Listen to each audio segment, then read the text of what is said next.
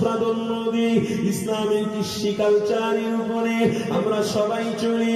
তবে একটা কথা মনে রেখে দিও, আমার হাতের দ্বারায় কারো যেন কষ্ট না হয়, আমার পায়ের দ্বারায় কোনো জাতিকে যেন কষ্ট না পৌঁছানো হয়, আমার জবানের দ্বারায় কোনো জাতিকে কষ্ট না পৌঁছানো হয়। আমরা ভারতবর্ষে পশ্চিম বাংলা জমিনে বাস করছি।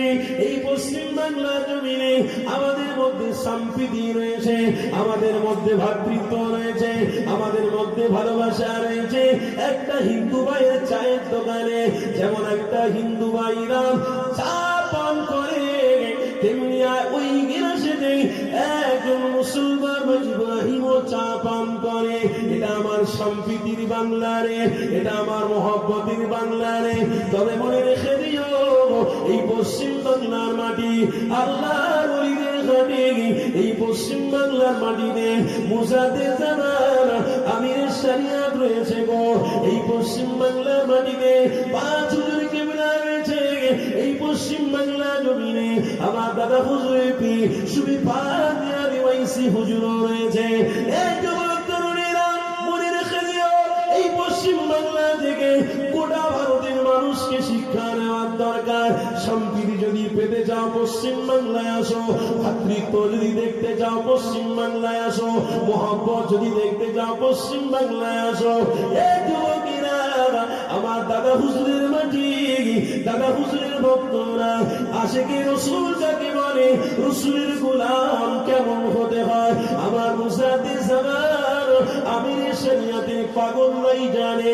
এই যুবক তরুণীরা আমার মুজাদ্দিদ জামানের মাটি, এই পশ্চিম বাংলার মাটিকে কেউ ধ্বংস করে দিতে পারবে না গো, কেউ মিটিয়ে দিতে পারবে না গো। কেন এই কিছুদিন পূর্বে, একদিন বললেও চলে, এই একদিন পূর্বে আমার হিন্দুস্তানের জমিনে আমার হিন্দু ভাইরা যেমন তেনাদের ধর্ম পালন করেছিল, এই পশ্চিম বাংলার মাটিতে আমার দাদা হুজুরের ভক্ত মুরিদেরা আমার হিন্দু ভাইদের জন্য ভালোবাসা খুলে দিয়েছিল, পানির ব্যবস্থা করেছিল, খাবারের ব্যবস্থা করেছিল। কেন তাদের ধর্ম তারা পালন করবে, আমাদের ধর্ম আমরা পালন করবো। তাই তো এই পশ্চিম বাংলার মাটি মহব্বতের ঘাটি, এই পশ্চিম বাংলার জমি ভালোবাসার জমি। তাই আপনাদেরকে জানিয়ে দিই, খবরদার ইসলাম নিয়ে কোনোদিন বিরোধীমূলক কথা বলতে যেও না, আমার রাসূল নিয়ে কোনোদিন খারাপ মন্তব্য করতে যেও না। এই ভাইকে জানিয়ে দিতে চাই, আমার পৃথিবীর মানুষেরা শুনে রেখে দাও, আমার রাসূলের গোলামীরা তোমরাও শুনে রেখে দাও। তোমরা রাসূলের গোলাম যদি হয়েছো বলো, তাহলে আজ থেকে প্রতিজ্ঞাবদ্ধ করে নাও, আল্লাহর জন্য কাজ করবো, নবীর জন্য কাজ করবো। কে কি বললো দেখার দরকার নাই, ভালোবাসার দরওয়াজাটা খুলে রাখবো। ইনশাআল্লাহ বিরোধী হবে না, টুপি দাড়ি নামাজ রোজা হজ জাকাত আযান কিছুরই বিরোধী হবে না। ইনশাআল্লাহ সম্প্রীতির বাংলাদেশ এক হয়ে নবীর গোলামীরা আল্লাহর জন্য এগিয়ে যাবে।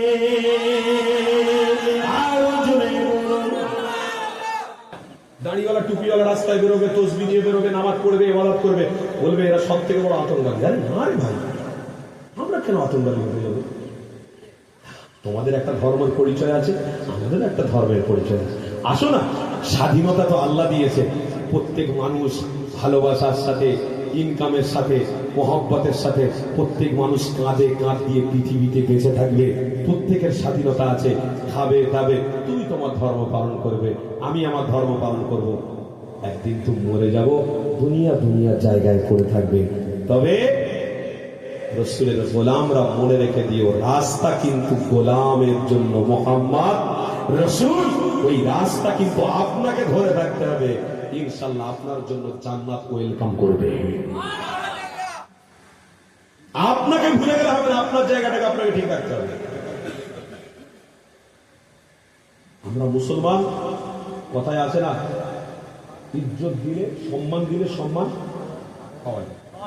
হ্যাঁ, কর্ম গুণে ফল, জৈসা করনি ওয়সা ভরনি। আপনি মনে করবেন আমি বিশাল কিছু, আমি সম্মান দিতে পারি না, তাহলে আপনাকে আল্লাহ সম্মান দেবে নাকি? হ্যাঁ, আমার এই ভারতবর্ষের জমিনে সমস্ত জাতি বাস করে, আমরা ইসলাম ধর্মের মানুষ, আমরা প্রত্যেক সময় মোহাব্বতের দরওয়াজা থেকে খুলে রাখবো। মানুষ সম্মান করুক আমাদেরকে নাই করুক, কেউ আতঙ্কবাদী বলুক, কেউ দাঁড়ি রাখনেওয়ালা বলুক, কেউ চাচা বলুক, কেউ এটা বলুক সেটা বলুক, আমরা সব স্বীকার করে নেবো। আমরা একটা জায়গায় টিকে থাকবো, কি? আল্লাহ নবীর গোলাম আমরা, নবী সবরকারীদের সাথে আছে। আল্লাহ পবিত্র কোরআনে বলেছে, হাবিব আপনি জানিয়ে দেন আপনি সবর করেছেন, আর আপনার উম্মতরা যেন আপনাকে মহব্বত করতে গিয়ে যেন সবর ইখতিয়ারি করে, বাকিটা আমি আল্লাহ ফায়সালা করে নেব। কোরআন, ইয়া আইয়ুহাল্লাযীনা আমানু ইসতাঈনু বিস-সাবরি ওয়াস-সালাহ ইন্নাল্লাহা মা'আস-সাবিরিন।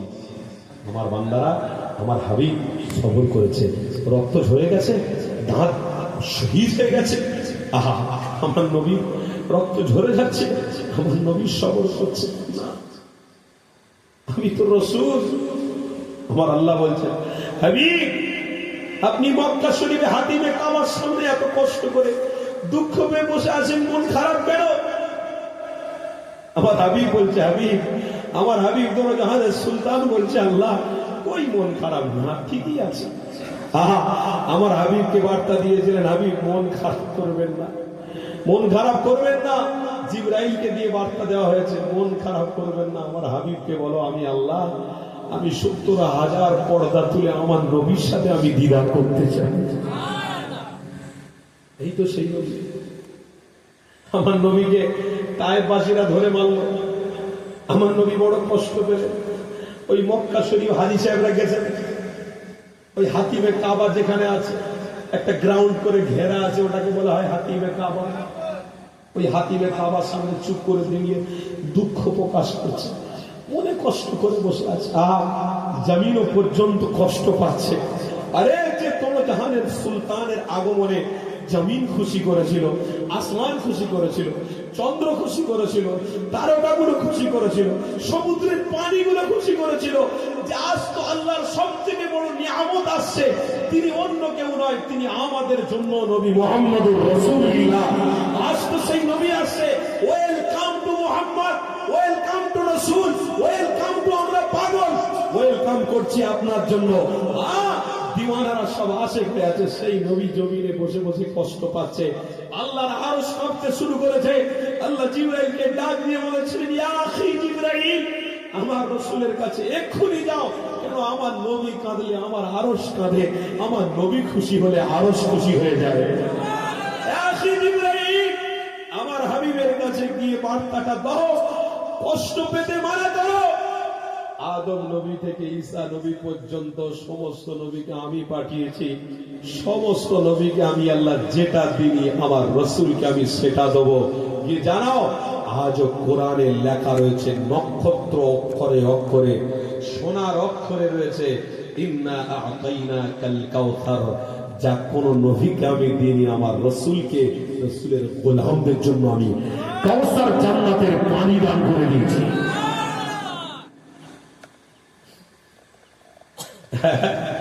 আজ নবীর আশেকরা পশ্চিম দিকে তাকিয়েছে, এই পশ্চিম দিকে তাকিয়ে দেখো, ছোট্ট বাচ্চা একটা, ছোট শিশু, এখান থেকে বেদিনরা গুলি চালিয়েছে, রক্ত বেরিয়ে, ছোট বাচ্চা, 2 বছর বয়স, 2 বছর, একটা ছেঁড়া প্যান্ট পরে আছে, ছেঁড়া জামা পরে আছে, 2 বছরের বাচ্চা, এখান থেকে রক্ত পড়ে যাচ্ছে, তাকে কোন রকম তুলে নিয়ে হসপিটালে দিয়েছে। ওই বাচ্চাটা শুধু আসমানের দিকে তাকায়, ওই বাচ্চাটা শুধু আসমানের দিকে তাকায়। দেখতে পাওয়া যাচ্ছে শাহাদাত আঙুল তুলে তুলে আল্লাহকে দেখাচ্ছে। চলে বলুন না সুবহান। ছোট কচি বাচ্চাটা মাঝে মাঝে বেহুশ হয়ে যাচ্ছে, আবার উঠছে, আবার বেহুশ হয়ে যাচ্ছে, আবার উঠছে। দৃশ্য দেখে সত্যি চোখ দিয়ে পানি আসে। কেন? আমার নবী বলেছে যে আমার উম্মত হবে, এক উম্মত কাঁদলে আর এক উম্মত চোখের পানি ফেলবে, তবেই তাকে গোলামে মুস্তাফা বলে আল্লাহ স্বীকার করে নেবে। এ গোলামরা শুনে রাখো, আজ আমার পশ্চিমা দেশের মধ্যে যে বেঈমান একটা ছোট বাচ্চাকে ধরে ধরে মারছে, বড় কষ্ট হয়, আমাদের দুঃখ হয়। আজ ওই ফিলিস্তিনের যে জাতি হোক না কেন, সে খ্রিস্টান হোক, সে ইহুদি হোক, সে নাসাই হোক, হ্যাঁ গো, বড়রা দোষ করেছে, তা বাচ্চা ছেলে কি দোষ করেছে বলো? আজ আপনি এসি ঘরে ঘুমাচ্ছেন, এই যুবক আপনার কাছে কোটি কোটি টাকা রয়েছে, সুন্দর দুটো বাচ্চা রয়েছে, সুন্দর ফুটফুটে একটা বিবি রয়েছে, আপনার সুন্দর বিছানা শোয়ার জন্য গদির ব্যবস্থা রয়েছে। তাদের কাছেও গদি ছিল, তাদের কাছেও এসি ছিল, তাদের কাছে বাচ্চা ছিল, তাদের কাছে বিবি ছিল, তাদের কাছে সব ছিল, কিন্তু আজ একবার তাকিয়ে দেখো তারা অসহায়। মোবাইলের সামনে এসে পৃথিবীর মানুষকে বার্তা দিচ্ছে, এ পৃথিবীর মানুষেরা, নো ফুড খাবার নেই, নো ওয়াটার খাবার নেই, সাহারা করো কেউ নেই আমাদের পাশে। এ যুবক, এইটা দেখে আমাদের দুঃখ লাগে না? লাগে না? তাই বলছি, একটা বাচ্চা ছেলে কি দোষ করেছে? ইসলাম এত নোংরা, দাড়ি এত খারাপ, টুপি এত খারাপ, নামাজ এত খারাপ। আজ এই নামাজকে, দাড়িকে, টুপিকে এক শ্রেণীর মানুষ ঘৃণার চোখে দেখছে। समझ लो, तुम सोच रखो हाँ हम सब खराब है, लेकिन याद रखो कब्र में तुम्हारे साथ हमारे साथ किसी के साथ मुलाकात नहीं होने वाला है, लेकिन गुलाम जो होगा मुस्तफा के साथ दीदार पाने वाला है। याद रखो तुम, मुस्तफा के साथ क़यामत के दिन अर्श के छाए में वो बच्चे बच्चे लड़के लोग रहने वाले हैं, वो बूढ़े जो शहीद हो गए हैं, माँ शहीद हो गए हैं, बाप शहीद हो गए हैं।